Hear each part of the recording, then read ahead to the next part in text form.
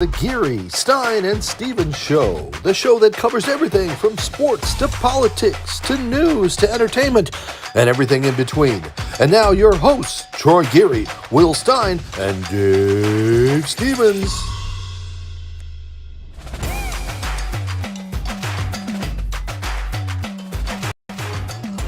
Well, hello everybody. It's great to see you or be seen. Dave Stevens again here for the Geary, Stein and Stevens Show, and we have got a great special show for you guys tonight. But first, let me bring in my co-host all the way up in Duluth, Minnesota, who just re-arrived. Troy, you just said you got him from Calgary? Oh, yeah. What were you doing up in Calgary? I do some consultation stuff. No Stampede or anything like that? No CFL yet. Well, it's great to have you. You made it in time for the show, and it's a great show today. I've got he's an old friend of the show. He's been a friend of ours for a couple of years. He is the man that runs the program at Grambling State University, the head coach of Grambling State University. Hugh Jackson joining us from obviously Grambling. So, Coach, thanks for taking some time to join us tonight. It's great to have you with us. Hey, it's great to be here. It's great to be with both of you. Dave, you're one of my favorite people. There's no question about that. So I'm delighted to be here this evening. Well, thanks for having us, Coach. And I know you're busy, constantly working on everything, game planning. You guys had the spring game recently, and a lot of excitement in the air for Grambling. But before we get into our show tonight, it's a very somber note that we have. It's a celebration of life, but it's also very sad as we talk about the legendary Jim Brown, who not only made an impact on the NFL field as probably the greatest running back, if not the greatest football player of all time, but what he did off the field. And, you had those opportunities to be in his life and to have him being, just around. And it's amazing, Coach. Just talk a little bit about what he was like. First, let's talk about what he was like as a player. You know what? I think you just said it. You said arguably the best running back to ever tote the pill, right? I mean, Jim Brown was phenomenal. I mean, he was big, strong, athletic, tough, fast. He was what everybody looks for in a running back. Again, did it as well as anybody ever. And at the height of his career, obviously he pivoted and did some other things, some other amazing things. But as a football player, there was no one better at the position. And I mean, there's so many highlights. Every time we see him, he's breaking one for 60, 70 yards. I think he had 7 touchdowns in a game. I mean, and to walk away, but wow, you can't take away from what he was as an athlete. No, you can. It's really amazing what he would always share with me. He would always lean into me and say, Hugh, as a football player, I was different. I took no trash. He says, and the other thing that people didn't understand, I understood the game better than anybody. He knew what his line was doing, how they were going about it. So he was really a student of the game, not just a guy who was talented. He really studied the game. And Jim was one of the true great football players of our time. And to be so lucky to be blessed to have been a part of what his legacy was, and it was it's unprecedented. And I was so lucky I was able to go online. I did my homework, Coach, and hopefully you can hear this because it really is neat to actually hear Jim Brown talking about our guest tonight, Hugh Jackson. Your coach has reached out to all of us, and we're going to look forward to really getting after it. And I don't think it's going to take a long time. So Hugh Jackson is a man that we all are proud of. To have them choose him, we're looking forward to some good football. So fans, we want you to have some good football. Because he's a good man, and he deserves a job. He's got a job, and we're all happy. He was a good man. He's no bitterness with him. He's got a job right away. It tells you that he has a value. Yeah. But it didn't work out with him in the Browns. That's it.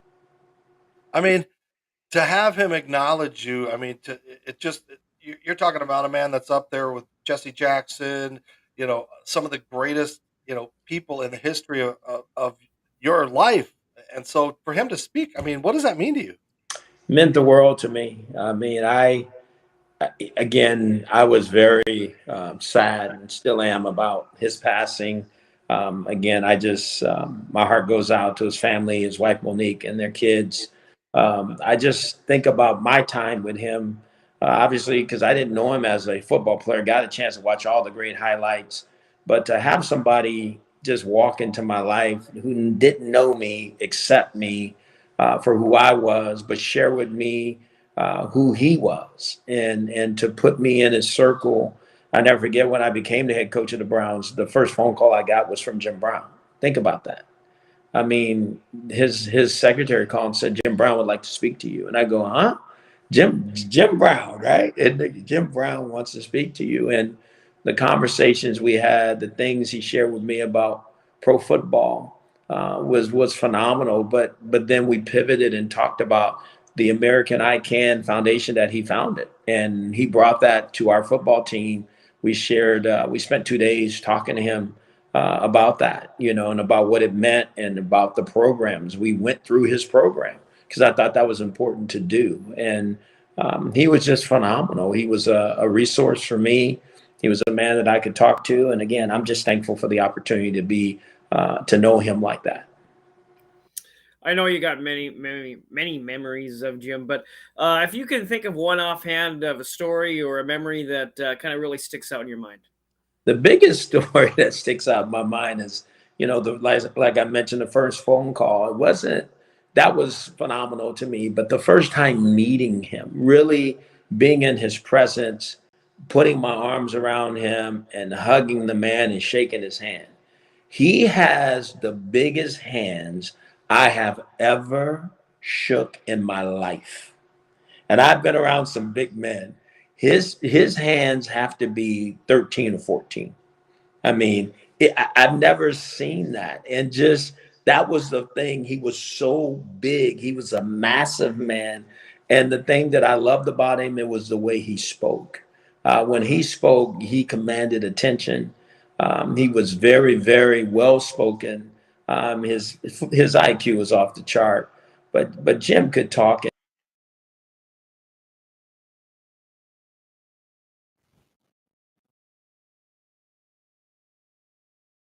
Not sure what just happened here. I'm going to do this real quick and pop him out. Coach has turned upside down somehow. We are going to tap dance for a second. Coach, I'm not sure what happened, but your signal went away. So let's see here if I can fix it while we're on the air. Otherwise, I don't know what happened here. But what I'm going to do, since we're live on the air, is I'm going to go to a commercial real quick, and we'll come back. Coach is going to reestablish his signal and come up in just a second. So stay with us.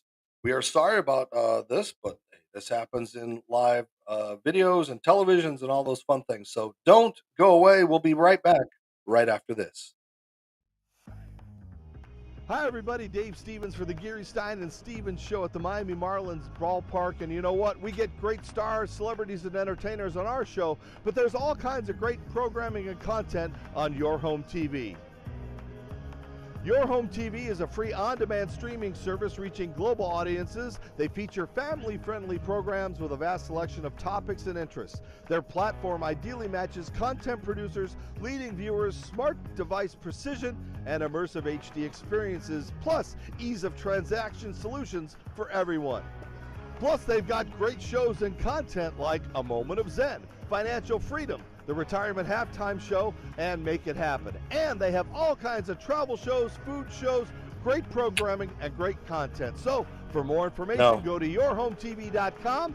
Check out the Geary, Stein and Stevens Show and all of the other great shows. Yourhometv.com. Tell them Dave sent you.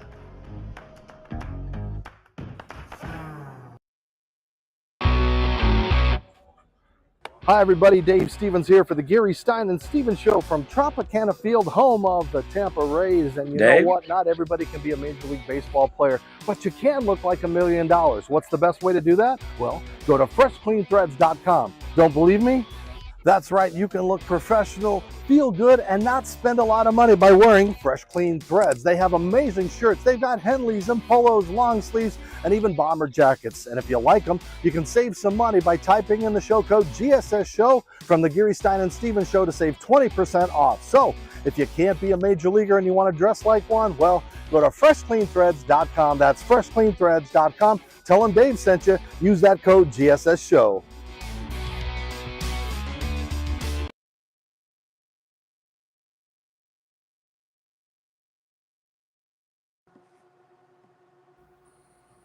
We are ready. Our technical glitches are over. I think we're back. We have Coach. And just out of that commercial break, I wanted to add one more little commercial because Coach has some great products of his own. Of course, we're talking about some delicious tequila, of course, that Coach has created, the Gran Leonada. I always butcher that, right? Grand Leenda.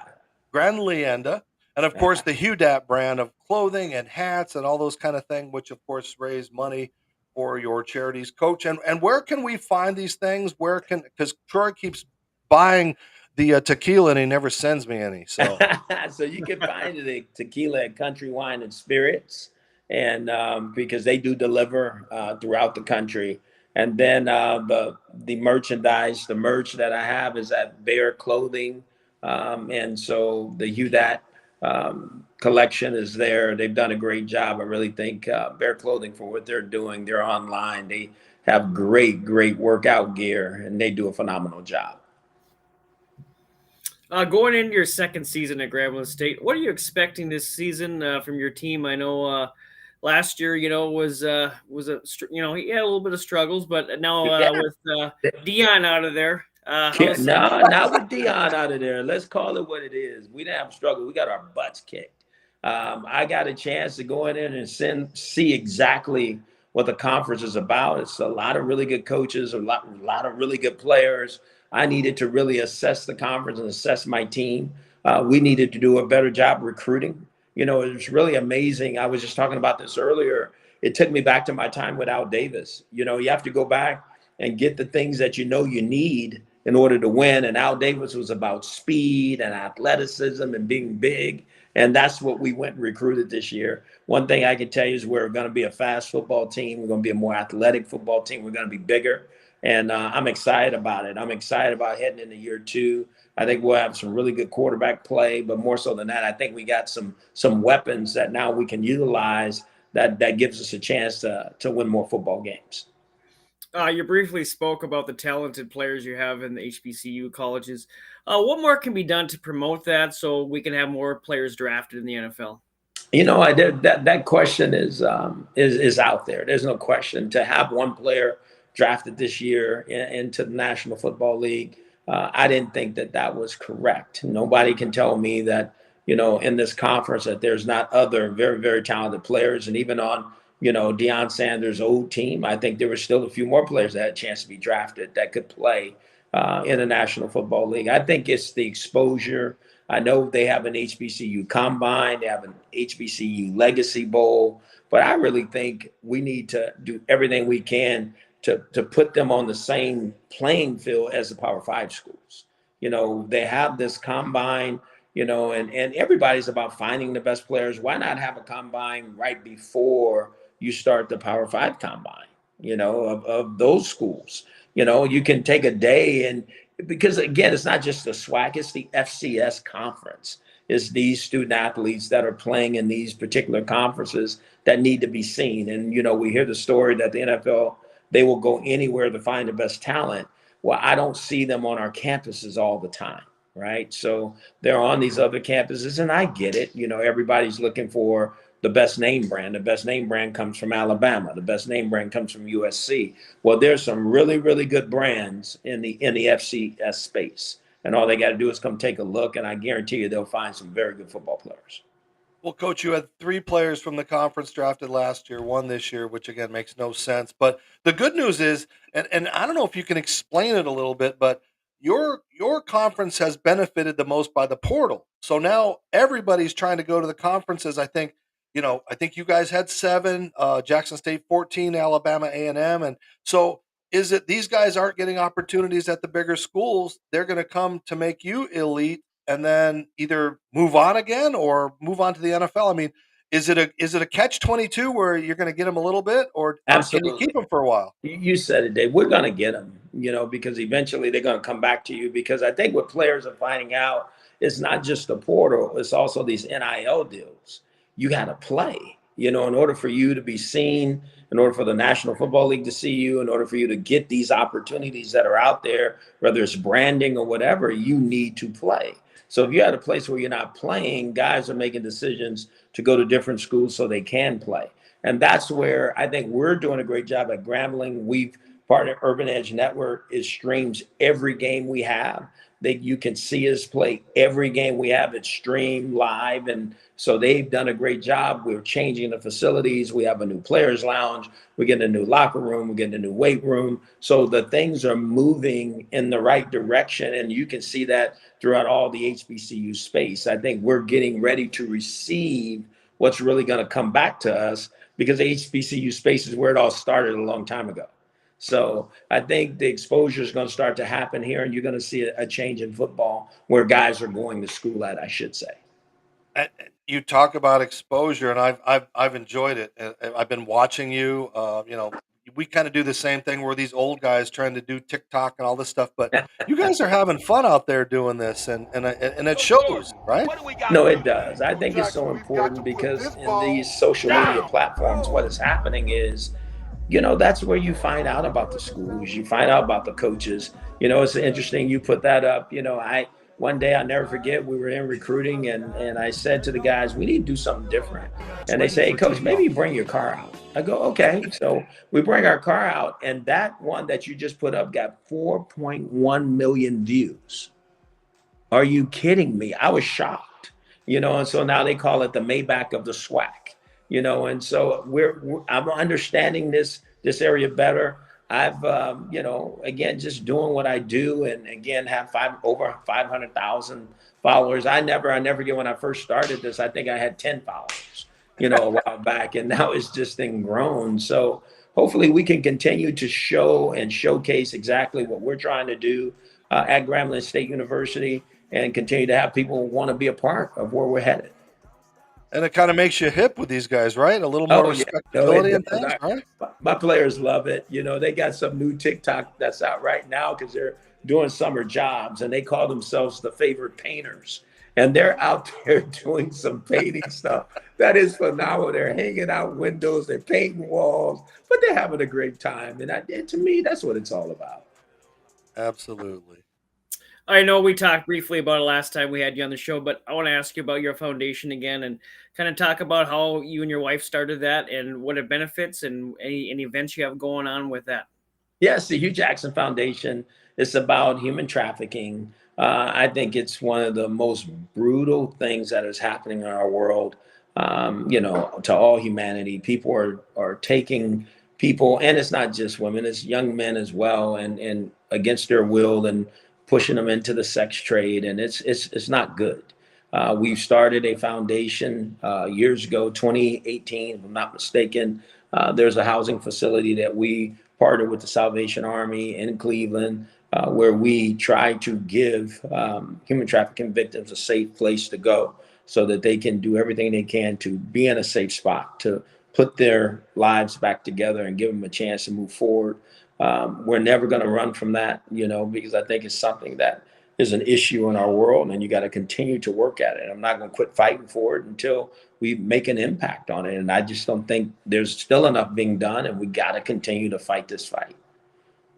And Coach, now that you've got, you get to be the guy that brings the groceries. So you're getting the players. You had a good recruiting class. You got a really lot of good talent coming into this year. So my question is, the attention that Deion brought to the conference, it was short-lived because he had that success and he utilized it. Now he's off at Colorado. So do you wish he would have hung around a little longer, or do you say, okay, now the focus can come back on our players and the coaches and what we're trying to do here? I do and I don't. I wish he would have stayed, just because he did such a tremendous job. But I think he earned the right to make a decision that he thought was best for him. and so that's what he did.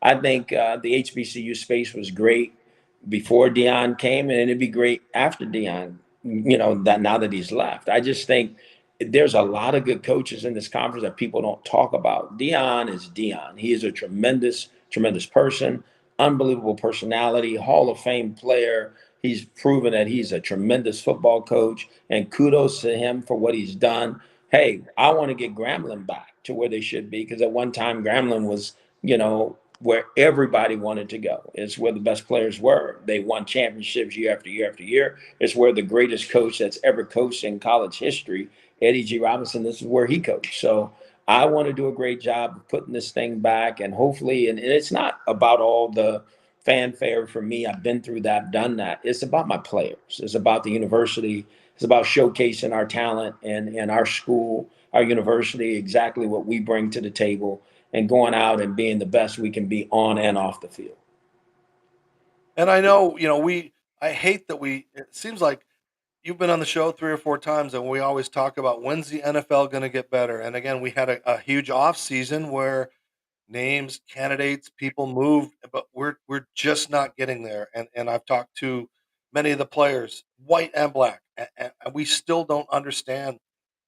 There are great coaches. These great players become great coaches, and they're more tied with the ages rather than 70 or 80-year coaches that we keep regurgitating. So, I mean, what is it gonna take for equal opportunity for those coaches and you?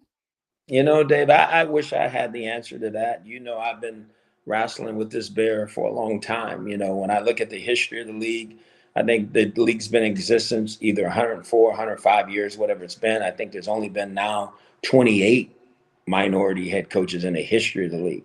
I talk about this a lot because when I look at Eric Bieniemy, Eric Bieniemy had to leave Kansas City and go take a coordinator's job, go take the same job he had in Kansas City in Washington.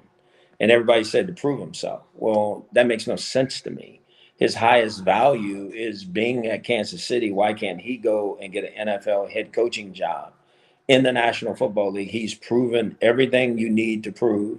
He's won Super Bowls. He's had the best offenses. He's coached the best players. But for some reason, it just doesn't happen that way for minority men. And that's disappointing because, it's like anything. The young kids who are looking up and looking at these coaches and seeing where do you go? How far can you go? And when you really look at the numbers, I don't care if it's the National Football League or college football, it's been really, really hard. And so you don't get the same level playing field as everyone else. And everybody says they want to do something about it. They want to fix it. But do we really? And I only say that because the money hasn't changed. The money's only gotten better.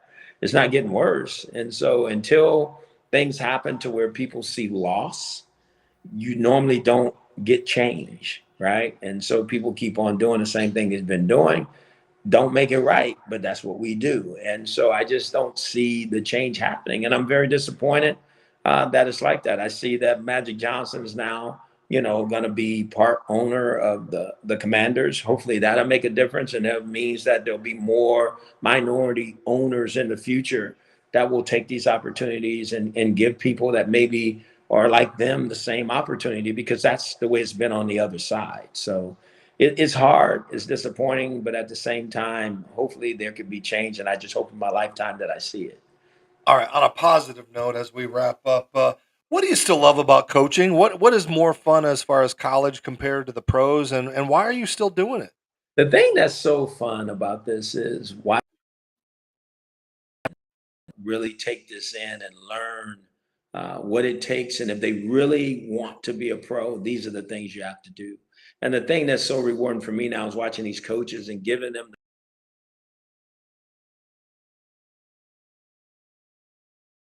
Oh, we got that again, huh? The fun of our show. Troy, are you seeing it too? Coach is upside down. I'm not sure where he went. I'm going to pop him off real quick and have him jump back in so we can say goodbye. But we'll vamp for just a second and just tell you again, if you're loyal to our show, then make sure that you go to freshcleanthreads.com. Type in that show code GSSSHOW for 20% off. And here. That's it. I think the GSSSHOW code for 20% off on your fresh, clean threads. Coach is back. I know he was trying to get his point across. I don't know why the bugs get, but Coach, you have the floor. No, you asked the question about why am I still doing this? It's really to give back. Someone gave me an opportunity, and I'm so thankful for it. And if I can make an impact in these young student athletes' life who want to have a chance to make it to the National Football League and graduate, do some worthwhile with their lives, I think that's where my heart is. When I look at our coaching staff, we have coaches who want to have that opportunity someday to coach in the National Football League. If I can help prepare them and if I can help mentor them to be the best they can be at what they do, then I feel like I've given this game everything I've had. And I love leading people and leading men. And it's a lot of fun. And it's a lot of fun to win together and to chase a goal together. So that's why I do it. Well, we're wishing you best of luck this season. Hope to see you in the Bayou Classic. And we'll be there if you're there. So we'll be there. We'll be there for sure. What I want to do, I want both of you guys to come to the Celebration Bowl. Okay, that's where I want both of you guys at. Absolutely, definitely come down. Yes, Coach.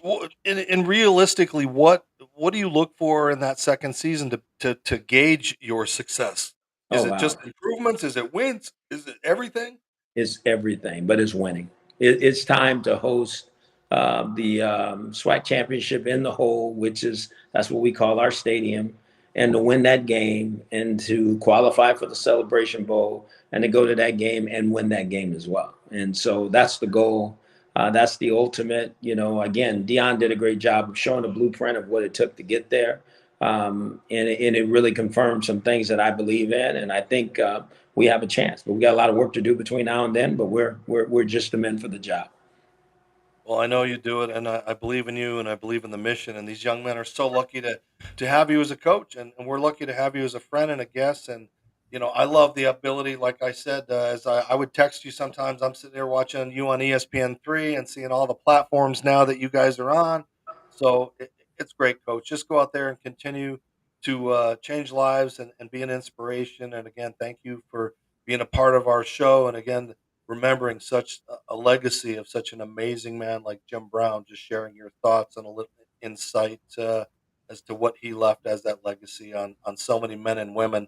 It doesn't matter about race. Jim Brown was about man and teaching people how to treat men and women fairly and to do the right thing. So thank you, Coach, for being a part of that. And thank you, Troy. And thanks everybody out there for being a part of Geary, Stein and Stevens. Don't forget, you can watch us on all social media platforms, on Spotify, Apple, wherever you find and wherever you hear any of these podcasts and platforms you want to watch. So, for Troy, myself, and Coach, you guys, I'm Dave Stevens.